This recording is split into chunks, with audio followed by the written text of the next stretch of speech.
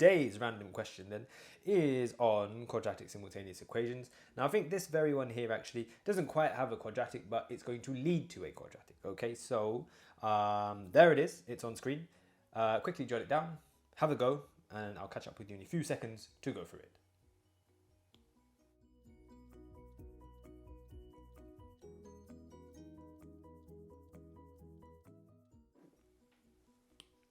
Righto, we're done. We need to have a look through this now. So checking these equations out, we're going to need to do a little bit of substitution. So we've got y is equal to x plus 1.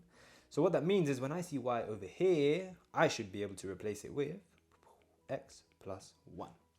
And so let's rewrite what we've got. We've got x plus 1 is equal to 2 over x.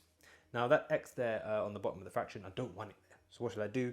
I should multiply everything by x. I'm going to multiply both sides by x. What's that going to give me? That's going to give me x squared on this side plus x is equal to, and then just 2.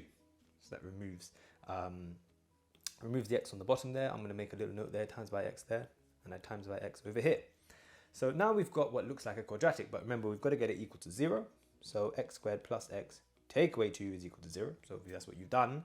And then we can factorize, we can complete the square, or we can use the quadratic formula, whichever you like. I think the easiest option here is going to be to factorize. So I'm going to factorize. So we've got that plus 2 take away 1 equals 0.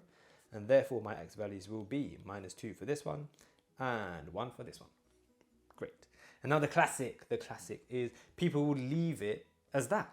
They don't bother going and finding the y values. Why do you want to do that and lose marks for no reason? So remember to always go and find your y values, right? So pick an equation. I'm going to pick this one and substitute your x values back in to find what y is. So you'll have y is equal to minus 2 plus 1 on this side. So y is equal to minus 1. And on the other side, we'll have y is equal to 1 plus 1. So y is equal to 2. There we go. And there we go. So our final answers are going to be x is equal to minus 2 and y is equal to minus 1. And x is equal to 1 and y is equal to 2. And so there we go. Hopefully you've got those. That's all for today.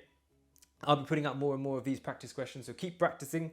Until then, stay safe. I'll see you again soon.